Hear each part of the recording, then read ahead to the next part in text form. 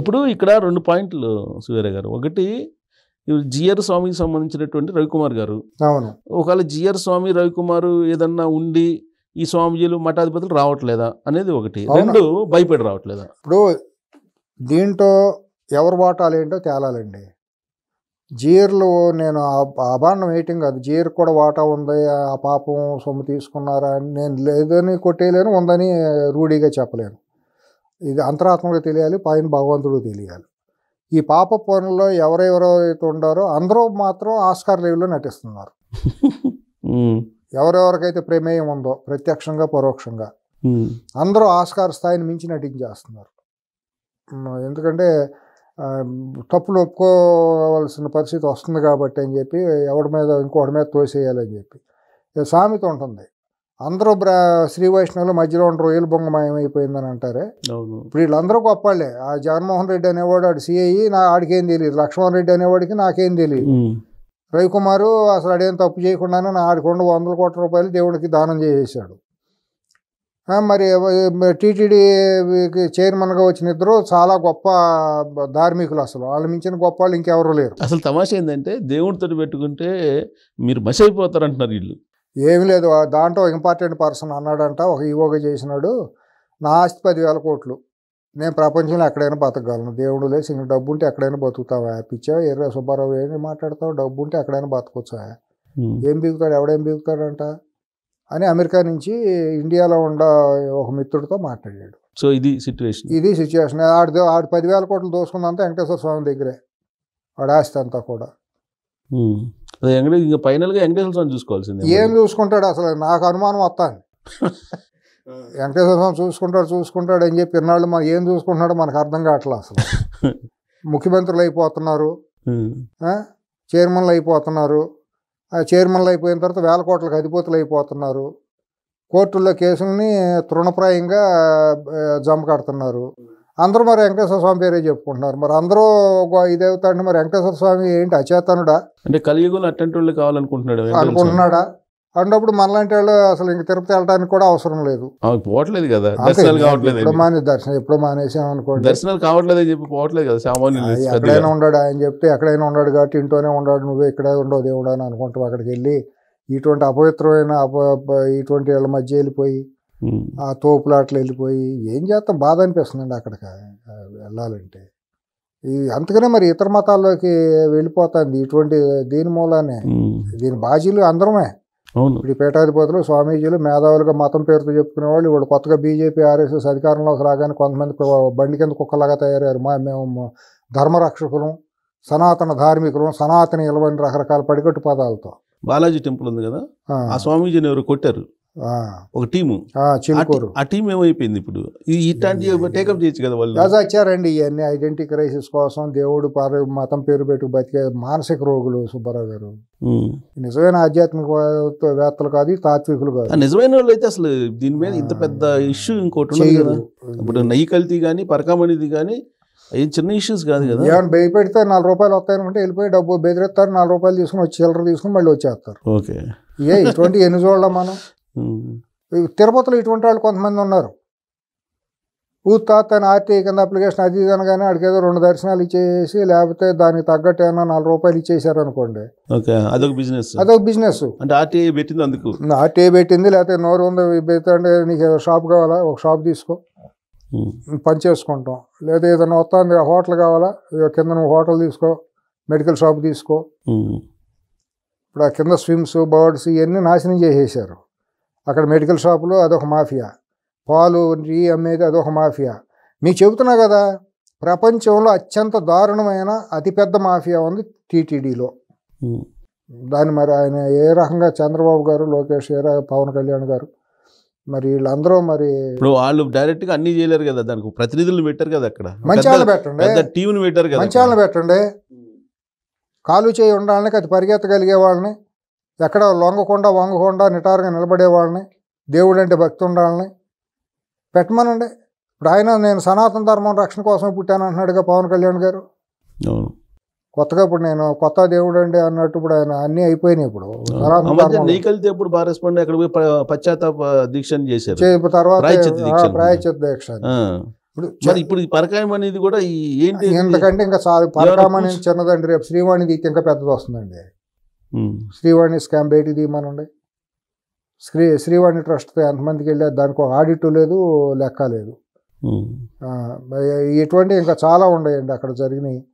నాకు మొన్న ఒక చోట విన్నాను, మెడికల్ షాప్లో మెడికల్ షాప్లో నెలకి 50 లక్షలు ఇస్తారంట ఇతనికి బొమ్మన కరుణాకర్ రెడ్డికి. ఇప్పుడు కూడా ఇప్పుడు ఎందుకు ఇస్తారు? ఆయన లేదు కదా, లేదా అప్పుడు అలాట్మెంట్ జరిగింది 3 ఏళ్ళకో ఎప్పుడుకో ఇచ్చారంట. అవి అది కాంట్రాక్ట్ అయ్యే వరకు, లేదంటే కోర్టుకు వెళ్ళి స్టే తెచ్చుకున్నారంట ఖాళీ చేయమంటే. కోర్టులు ఉన్నాయి, స్టే ఇస్తాయి, ఇచ్చేస్తాయి కదా. తీర్పు ఇవ్వకపోయినా స్టేలు అయితే ఇచ్చేస్తాయి కదా. దొంగలు ఆ రకంగా లబ్ధి పొందవచ్చు, ముఖ్యమంత్రులు అయిపోవచ్చు కోర్టు స్టేలతో.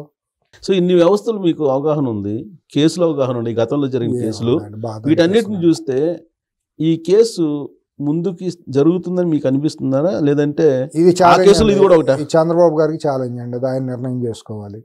పవన్ కళ్యాణ్ గారికి ఛాలెంజ్ అండి.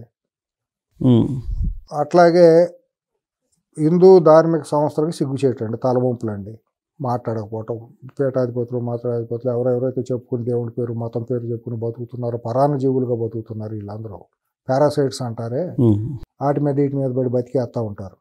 అట్లాగే ఇప్పుడు మతం పేరు దేవుడి పేరు చెప్పి సమాజం మీద బడి బతికేసే వాళ్ళు కొంతమంది తయారవుతారు, వాళ్ళు ఎక్కువ ప్రమాదకారులు. సో ఇప్పుడు ఈ మొత్తం అబ్జర్వ్ చేస్తే ఇప్పుడు రవికుమార్ని కాపాడుకోవడం ఇంపార్టెంట్ కదా. ఒక రవికుమారే కదండి, తవ్వితే చాలా మంది వస్తారు. ఇప్పుడు జగన్మోహన్ రెడ్డిని కూడా ఇసిపారు తప్పుతారు. ఆడు కనుక రేపు పొద్దునాడు కీలకమైనాడు అని అంటే అతను తెలియకుండా జరగదండి. 100% దీంట్లో ఆ సిఐ జగన్మోహన్ రెడ్డే 100% కీలకమైన వ్యక్తి. అతను యూనిట్ ఆఫీసర్, SHO. ఇది జరిగింది అంటే అతనికి తెలియకుండా SI ఏం చేయలేడు. లక్ష్మణ్ రెడ్డి లేదు, ఇంకో రెడ్డి లేదు. ఇంత జరిగిందంటే ఆ రోజు జిల్లా SP పరమేశ్వర్ రెడ్డి ఎవరో ఉండారు అప్పుడు. అవును, మన విచారణలో అడిగారు.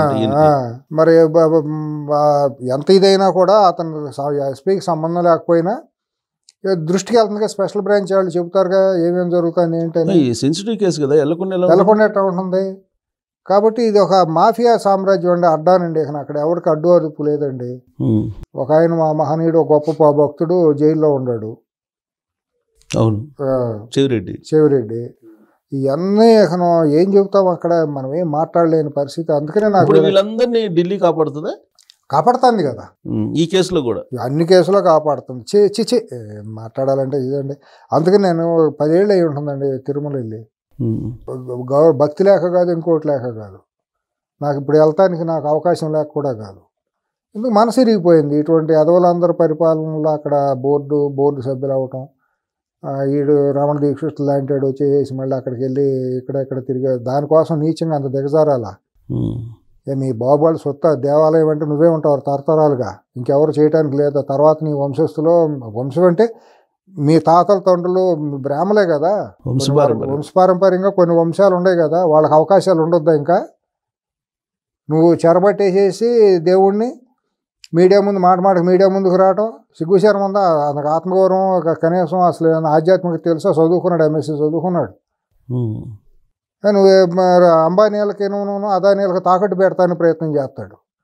అప్పుడు ఉన్నాయంటేనేమో నా పెళ్ళాం బిడ్డలు లేరని అది రమణ దీక్షితులు అతను చేయాల్సిన పనులు అక్కడ రాజకీయాలు అతను చేసేవాడు.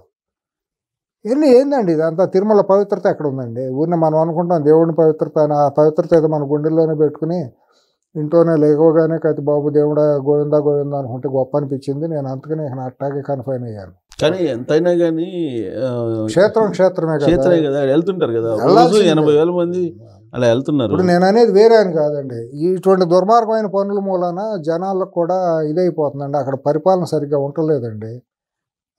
ఇప్పుడు కళ్ళ ముందే జరుగుతుంటే పోయిన భక్తులకి సౌకర్యాలు 250 కోట్ల రూపాయల నెయ్యిని, కల్తీ నెయ్యిని ఇచ్చేస్తే దుర్మార్గంగా నిజంగా మనం చవి చూసాం కదండి. అప్పుడు తిరుపతి లడ్డు అసలు కనీసం పడిపోవటం వెళ్ళి ఎవరిని తీసుకొచ్చే అసలు కల్తీ ఎక్కడ జరిగింది అని అంటున్నారు. బల్ల గుర్తు చెబుతున్నారు. ఎందుకు జరిగింది అసలు కల్తీ జరిగిందని టెస్ట్ చేసి వెనక్కి పంపించారు కదా, ఇంకెక్కడ ఉంది కల్తీ అంటున్నారు. యాదవులండి ఏమైనా చేస్తారండి, వాళ్ళకి ల్యాబ్ ఉంటుంది, టెస్ట్ చేస్తారు, ఇవన్నీ చెప్తున్నారు ప్రక్రియలు. పురుగులు పడిపోతారండి నా కొడుకులందరూ దేవుడితో పెట్టుకుంటే. ఎవడైనా సరే ఆడు ఎంతటాడైనా సరే తప్పండి. 2 పూటలు తినడానికి ఉన్న తర్వాత ఆత్మగౌరవంతో మనిషి బతకాలి, కనీసం నిజాయితీగా బతకాలి. దేవుడి దగ్గర పాపాలు చేయకూడదండి.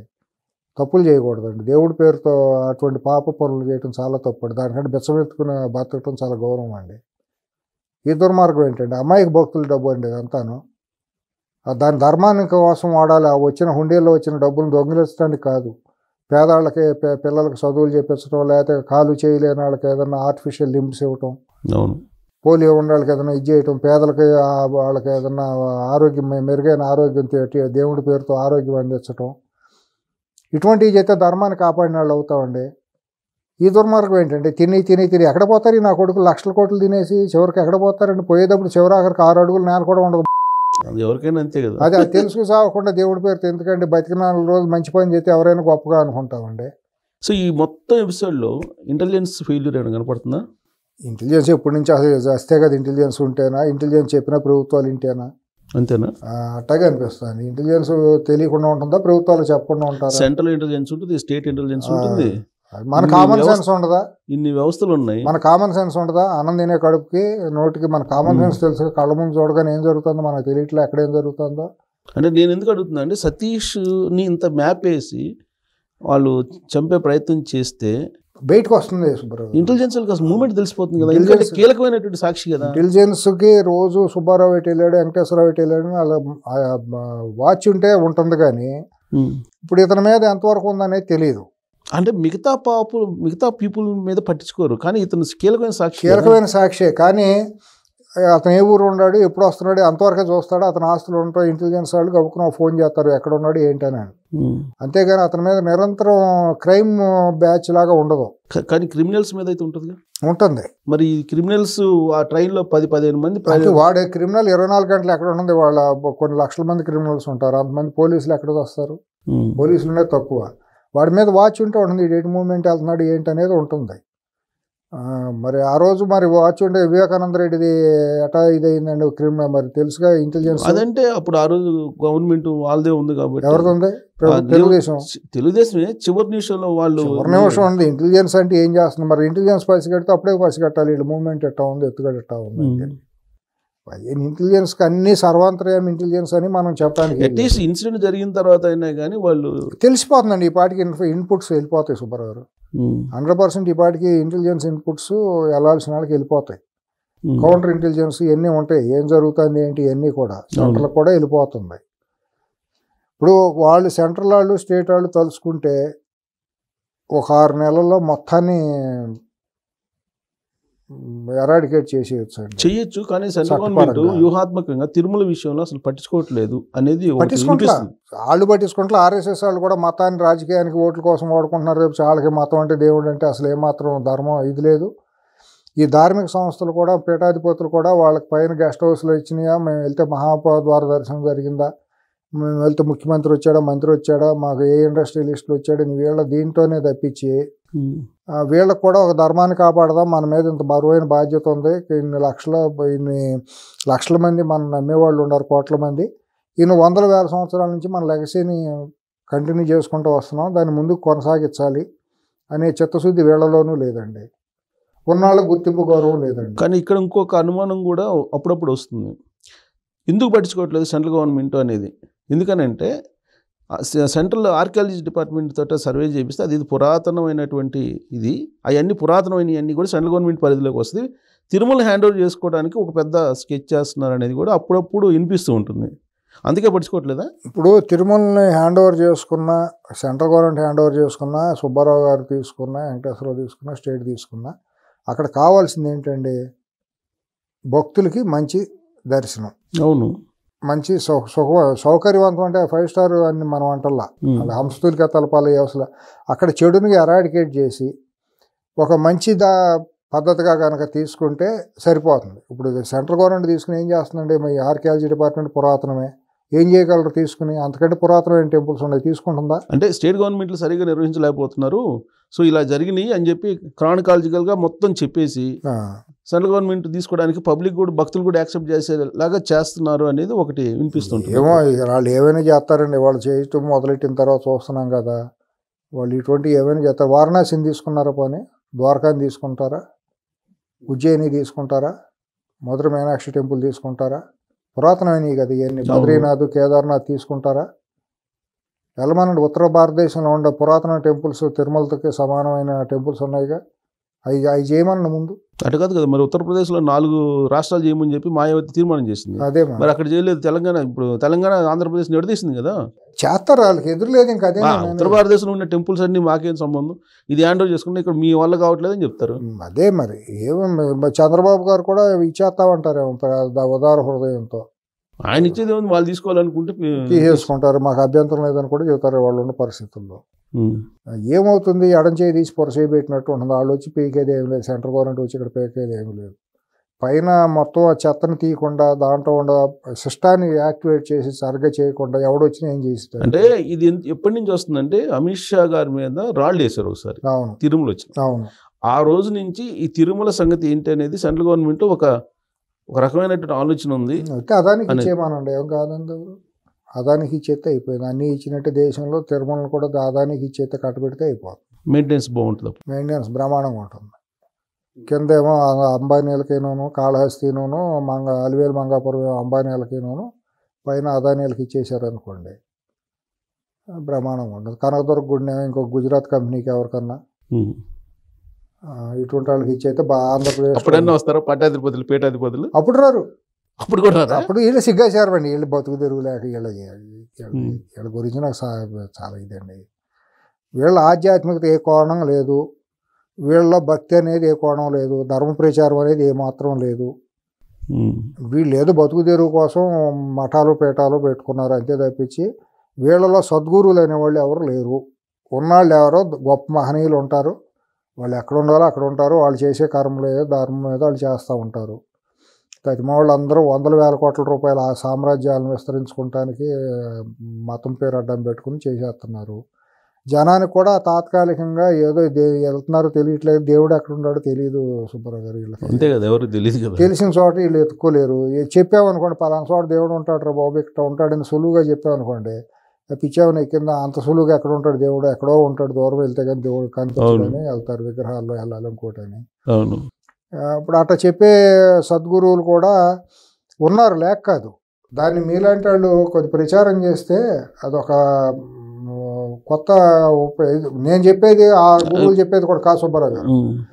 భగవద్గీతలో ఏ రకంగా అయితే ఉపనిషత్తులో భగవద్గీతలో శాస్త్ర ప్రామాణికంగా మన లలితా సహస్రనామం కానివ్వండి, విష్ణు సహస్రనామం కానివ్వండి, ఏదైతే మనం హిందూ ధర్మంలో నమ్ముతామో ఇవి ప్రామాణికాలు. దీంట్లో ఏ రకంగా అయితే దేవుడిని చేరుకోవచ్చు, ఎక్కడ దేవుడు ఉంటాడు అనేది అవి చెప్పి, అంతేగాని అవి చదివేసి రోజు పొలవమని అరిసేస్తే దేవుడు ఉన్నాడని కాదు, పూజ చేస్తే దేవుడు కనిపించదు. కానీ మీరు చెప్తున్నారు, కానీ మనం అందరం మేధావుల్లాగా భావించాడు కొంతమంది. వాళ్ళ ప్రవచనాల్లో మీరు పోయి అక్కడ మునగండి, ఇక్కడ టెంపుల్కి పోలండి, ఆ టెంపుల్లో నడవండి చెప్తున్నారు కదా, మట్టేయండి, బట్టి రాసుకోండి. దీని మూలాన తెలుగు జాతి సర్వనాశనం అయిపోయింది కదా 10 ఏళ్లుగా. ఇటువంటి ప్రవచనకారుల మూలాన అజ్ఞానంలోకి వెళ్ళిపోయింది, బురదలో మునిగిపోయింది సమాజం అంతా. సుబ్బారావు గారు, ఇది నేను మీరు దయచేసి నాకు కనుక మళ్ళీ అవకాశం ఇస్తే నేను దీని మీద ఒక ఎపిసోడ్ చేస్తాను, డెఫినెట్గా చేద్దాం. ఎందుకంటే నేను కొంతమందిని చెబుతాను, నాకు తెలిసిన సద్గురువులు కొంతమంది ఉన్నారు. వాళ్ళేమీ వేషాలు కాషాయం కట్టేసేసి డాంబికాలు చేసి బంగారు పాదుకులు పెట్టేసేసి వచ్చేవాళ్ళు కాదు. వాళ్ళు చాలా 4 గురుస్థానాలు ఉండి చాలా సింపుల్గా చెప్పగలరు. అటువంటి వాళ్ళకి మీరు అవకాశం ఇవ్వండి. ఈ దొంగ స్వామీజీలకి, ఈ దొంగ ప్రవచనకర్తలకి, ఈ బతుకుదేరు లక్షలు తీసుకుని చెప్పే ప్రవచనకర్తలకి మీరు ఇస్తున్నారు ఇవాళ. ఎందుకంటే రేటింగ్ల కోసం, అడ్వర్టైజ్మెంట్ల కోసం వాళ్ళే వస్తున్నారు. కొత్తగా నాగా సాధువులు అది ఇది అఘోరాలు అని చెప్పి తీసుకొచ్చి ఆ అడ్డమైన వాళ్ళకి యాస వేసి రోడ్ల మీద తిప్పి యూట్యూబ్లో వాళ్ళ ఇంటర్వ్యూలు పెట్టి చేసి దాని జనాన్ని పోలోమని పిచ్చి జనం చూడటం, ఇక్కడికి వచ్చి మీటింగులు పెడతాం వాళ్ళతో. వాళ్ళు అఘోరాలు అంటే ఏం అఘోరానో ఏం నాగాలో మనకు తెలియదు సార్. ఇప్పుడు ఇదంతా అయిపోయింది చెప్పారు కదా, అంతా అయిపోయింది. అట్లీస్ట్ మీ ఇంటర్వ్యూ చూసిన తర్వాత అయినా ఎవరో చూస్తారు కదా, చాలా మంది చూస్తారు, 10 మంది చూసినా చాలండి, చాలా మంది చూస్తారు. వాళ్ళు చూసిన తర్వాత అయినా అట్లీస్ట్ వీటన్నిటి మీద ఎవరైనా ఒక స్వామీజో లేకపోతే మఠాధిపతి పీఠాధిపతి వచ్చి నమస్కారం దీక్ష చేస్తారు. అట్లా చేస్తే మాత్రం నాకేం భేషజం లేదండి. నేను ఒకళ్ళు ఎక్కువ ఒకళ్ళు తక్కువ అన్నాను. నేను నాలాగా మీరు మీలాగా నేను. అంతే. జ్ఞానం మనకంటే గొప్పది. ఎవరైతే జ్ఞానవంతులు అయిన సద్గురువులు ఉంటారో వాళ్ళ పాదాలకు మనం నమస్కారం పెట్టాల్సిందే. సమాజానికి ఎవరైతే మంచి మాట చెప్పి మంచి మార్గంలో నడిపిస్తారో వాళ్ళకి మనం పాదాలకు నమస్కారం పెట్టాలి, వాళ్ళని అనుసరించాల్సిందే. వాళ్ళలో గొప్ప తక్కువ అనేది లేదు. వాళ్ళకి నేను ఎప్పుడూ వాళ్ళకి గౌరవం ఇస్తాను. గురువులు, సద్గురువులకి, మహనీయులకి, మేధావులకి ఎవరికైనా నేను గౌరవిస్తాను. వాళ్ళని మనం శంకించడానికి లేదు. కాబట్టి ఎవరన్నా ముందుకు వచ్చి కనుక ఇటు మంచి మార్గంలో వెళ్తే వాళ్ళకి మనం కార్యకర్తలాగా వెనక నడుస్తామండి. మనమే నాయకులు కాదు. వాళ్ళు ఎవరైనా వస్తారో చూద్దాం. రావాలని కోరుకుంటాం. గతంలో ఒకలామాత టెంపుల్ కట్టాలని చెప్పేసి పరిపూర్ణానంద స్వామి ఉన్నారు ఒక ఆయన ఏదో పాదయాత్ర ఒకటి చేసేటప్పుడు. తర్వాత మళ్ళీ ముఖ్యమంత్రి అయిపోవాలని హిందూపురంలో నిలబడ్డాడు. మళ్ళీ హిందూపురం వీళ్ళకి మరి రాజకీయాలు ఎందుకు? వీళ్ళు ముఖ్యమంత్రులు ఎవరు కోరుతారండి? ఒకలామాత టెంపుల్ ఏంది ఐడెంటిటీ క్రైసిస్ కోసం. తర్వాత ఏమైపోతాయి? కనీసం ఇట్లాంటి వాటికి రావచ్చు కదా. రావాలి, నేను అనేది అదే. ఎక్కడో కూర్చున్నాం కాదు అసలు. ఇప్పుడు ఒక స్వామీజీ వచ్చి చిత్తశుద్ధితో కనుక అక్కడ రోడ్డు మీద నిలబడితే 10 మంది వస్తారండి, 100 మంది చాలదా? ఇప్పుడు భక్తులు వెళ్ళాలి వాళ్ళ మఠాలు ఆశ్రమాలకి. మీరు రాండి వెంకటేశ్వర స్వామి కోసం పోరాడదామండి. భక్తులు కూడా అట్టగే చచ్చారు, ప్రజలు కూడా అట్టగే చచ్చారండి మానసిక రోగంతో. ప్రజ అసలు భక్తి అంటే ఏంటో వీళ్ళకి ప్రజలకు అర్థం కావట్లేదు. మన హిందూ ధార్మిక గ్రంథాల్లో చెప్పినటువంటి ఉపనిషత్తులో చెప్పినటువంటి ఆధ్యాత్మికత లోతులు, భక్తి, దేవుడు అంటే ఏంటనే తెలియట్లేదండి. ఎంతసేపు ఈ ప్రవచనకర్తలు చెప్పే బురదలోని మునగటానికి అలవాటు పడిపోతున్నారండి అజ్ఞానంలో. వీళ్ళు కూడా మనుషులను జ్ఞానవంతులకు చేయటంలా, వీళ్ళకి తెలిసిందంతే. కాబట్టి వీళ్ళు ఆ బురదగుంట స్థాయిలోనే వీళ్ళు చెబుతారు. ఆ బురదగుంటలో నుంచి కమలాలు వికసించాలి, కమలం లాంటి జ్ఞానం వికసించాలి. ఆ జ్ఞానంలో నుంచి మనుషులందరూ గొప్ప గొప్ప యువత కూడా మంచి జ్ఞాన సంపన్నులు అయ్యారనుకోండి, ధర్మం 4 కాళ్ళ మీద ప్రపంచంలో నడుస్తుంది. 10 మందికి మనుషులు ఆత్మ ఇది దర్శనం జరుగుతుంది. ఏంటి మనం ఏంటి, మనుషులు ఏంటి, మానవత్వం ఏంటి అనేది తెలుస్తుంది. ఇప్పుడు ఆ బురద నీళ్ళలో మునిగి రేపు పుష్కరాలు వస్తాయి ఏం చెప్పడంలోనూ పైన ఉచ్చలోనూ ఉమ్ములు వేస్తారు, నీళ్ళలో ఇక్కడ మునుగుతారు. మనం చూసాం కదా. దాంట్లో ముందు పుణ్యం రాదు, చర్మ రోగాలు వస్తాయి. అదేమిటి వెళ్ళిపోవటమే. సొమ్ము ఉన్నాడు వెళ్ళాడు, చదువుకున్నాడు వెళ్ళాడు, జడ్జిలు వెళ్తున్నారు, సుప్రీంకోర్టు జడ్జిలు వెళ్తున్నారు, అందరూ వెళ్తున్నారు. కాబట్టి వాళ్ళకి లేని వీడికి తెలుసు. ఈ మధ్యకాలంలో మీరు అబ్జర్వ్ చేస్తుంటారు కదా, గత కొన్ని సంవత్సరాలుగా ముఖ్యమంత్రులు, ప్రధానమంత్రులు ప్రమోట్ చేస్తున్నారు. ప్రమోట్ చేయటం ఏంటి అసలు? చండీ యాగాలు వీళ్ళే ముందేళ్ళు గట్టు మీద కూర్చుంటాం. కుంభమేళాలు వీళ్ళేళ్ళు గట్టు మీద కూర్చుంటాం. ఈ స్నానం చేస్తే పోయి వచ్చేసిందని వాళ్ళు చేయటం మూలని వీళ్ళు ప్రధానమంత్రులు, ముఖ్యమంత్రులు అయిపోయారు, మనం కూడా అయిపోవాలని ప్రతి ఒక్కళ్ళు తయారవటం. ఇక అజ్ఞానంలో వెళ్తున్న సమాజంలో మనం ఏం చెప్పినా బాగోదండి. మనం పిచ్చాడుగా, నేను పిచ్చాడుగా మిగిలిపోతాను. సో ఫైనల్ గా ఈ కేసు December 2 ఆయన జడ్జి గారి ముందు పెట్టాలి. అవునండి. ఈ లోపు ఏమైనా కొలిక్కి వచ్చే అవకాశం ఉందా? ఇప్పుడు చైన్ కట్ చేశారుగా. ఇప్పుడు ఇదైతే మెయిన్ చైన్ వచ్చేదండి. సతీష్ గారు ఉంటే ఒక ప్రధానమైన లింక్ కదిలేదండి. ఇప్పుడు ఆ ప్రధానమైన లింక్ ని కట్ చేశారు. దీని వెనక క్రిమినల్ స్కెచ్ ఉందండి. So time taking. ఈ లోపు ఆ జడ్జి బదిలీ అయిపోతాడు. అంతే జరుగుతుంది. మనం గత కేసులు చూస్తే 12 ఏళ్ళుగా జరిగిన అవినీతి కేసులు ఎంతమంది జడ్జిలు అంతేగా. 10 ఏళ్ళు అయిన తర్వాత గ్రావిటీ తగ్గిపోతుంది. కొంతకాలం అయిన తర్వాత అన్నీ గుర్తుండదు, మర్చిపోయాను అని చెప్పేయడం తయారవుతుంది. అదే ఇప్పుడు ఎలాగో ఈ కేసు డ్రాగన్ అవుతుంది. ఇంకా ఎలాగో 1 సంవత్సరం 2 సంవత్సరాల కన్నా ఉండరు కదా ఆ జడ్జి అయిపోయిన తర్వాత. ఇక సంవత్సరం కాదు, రేపు పొద్దున పోర్ట్ఫోలియో మారినా మళ్ళీ ఆయన బెంచ్ మారినా ఆయన ముందు రాదు కేసు. ఆ రోజు ఇంకొకళ్ళు ఎవరు వస్తారో మరి ఆయన ఇంటర్ప్రిటేషన్. భారతదేశంలో వాళ్ళ న్యాయ వ్యవస్థలో రోజు రోజుకి ఇచ్చే తీర్పులు, బెంచ్కి, కోర్టుకి ఒక్కొక్కళ్ళకి ఇచ్చే తీర్పులు చూస్తుంటే, కేసులు ఇచ్చే తీర్పులు చూస్తుంటే అర్థం కావట్లే ఎక్కడ ఉన్నామో మనం, అసలు ఏ ప్రపంచంలో ఉన్నామో ఏంటో. సో కాబట్టి మనం ఆ దేవుడికి వదిలిపెడదాం. ఆయన ఉంటే ఉన్నాడని అనుకుని నమ్మితే ఉన్నాడని అనుకుందాం సార్. అది కేసు అదే ఉన్నాడని అనుకుని ఆ కేసుకునే. ఇప్పుడు నమ్మకుండా ఎట్టగా దేవుడిని నమ్మకుండా మనం ఉన్నాం. దేవుడు అనేవాడు భగవంతుడు ఉన్నాడనే పరిపూర్ణంగా నమ్ముతాం. ఉన్నాడు కూడా, ఉన్నాడు, అనుభవిస్తున్నాం కదా ఆ లీలలను మనం అనుభవిస్తున్నాం కదా. కాకపోతే ఏంటంటే ఏం జరుగుతుంది, ఇది ఎంత జరుగుతా అంటే అసలు ఏం చేయాలో అర్థం కావట్లా బాధతో. సో ఆ లీలల్లో ఆయన పెట్టే లీలల్లో ఇది ఒక లీల అనుకుంటమే లీల అనుకొని ఈ కేసు. లేకపోతే ఈ పాపం ఏంటండి బాబా, విగ్రహాలు తగలబెడతాం ఏంటి, విగ్రహాలు నరికేయటం ఏంటి, రథాలు తగలబెట్టడం ఏంటి, కొవ్వుతోనూ కల్తీతో చేసిన ప్రసాదాలు దేవుడి పేరుతో 5 ఏళ్ళ పాటు నివేదన పెడతాం ఏంటి, ఆ శ్రీవాణి ట్రస్ట్ పెడితే అట్ట కొట్టేయటం, ఎంట్రుకల్లో కొట్టేయటం, హోటళ్ళతో కొట్టేయటం. మరి ఇక్కడ వేరే టెంపుల్స్ దగ్గర కూడా చూసాం కదా ప్రసాదాల పేరుతో. ఇదండి ఇవాళ ఇంకోటి సుబ్బారావు గారు నేను చెబుతాను కదా, ఇవాళ దేవాలయాలు, హిందూ దేవాలయాల్లో జరుగుతుంది, ప్రసాదాల పేరుతో జరుగుతుంది అంతా కూడా స్వీట్ షాప్లేనండి. దాంట్లో ఏమాత్రం పవిత్రత లేదు. ప్రసాదం పేరుతో అమాయక జనాలు కొనేస్తున్నారండి. సరే, అదంతా పెద్ద వ్యాస్ట్ సబ్జెక్ట్ చెబుతున్నా, ఇది ఒక వ్యాపారం. అదే ఇంకా వ్యాస్ట్ సబ్జెక్ట్. పైన తిరుమల ఇప్పుడు మన సతీష్ చనిపోవడం ఈ కేసు, ఇంకా ఇది కూడా అన్ని కేసుల జాబితాలోకి వెళ్ళిపోతుంది. ఆల్మోస్ట్ ఒక ప్రధానమైన లింక్ని కట్ చేశారు, కీలకమైన లింక్ని కట్ చేశారు. ఓకే. మరో అత్యంత కీలకమైన లింక్ ఎవరంటే 2 పోలీసులో ఒక పోలు ఇంకో రవికుమార్ ఉన్నాడు. రవికుమార్ ఒంటి మీద వెంకటేశ్వర స్వామి వచ్చి అంతరాత్మ ఏదైనా తప్పేది అయిపోయింది, నువ్వు నిజం చెప్పి నువ్వు పరిశుద్ధుడు కామగాని కనుక ఆయన ఏమన్నా అంతర్లీనంగా ఏమన్నా ఆదేశిస్తే వచ్చివాడు కనుక అంతరాత్మ సాక్షిగా కనుక జడ్జి ముందు అన్ని అప్రూవర్గా మరి జరిగిందండి అని చెబితే అప్పుడు ఒక కదలిక ఈజీ అవుతుంది.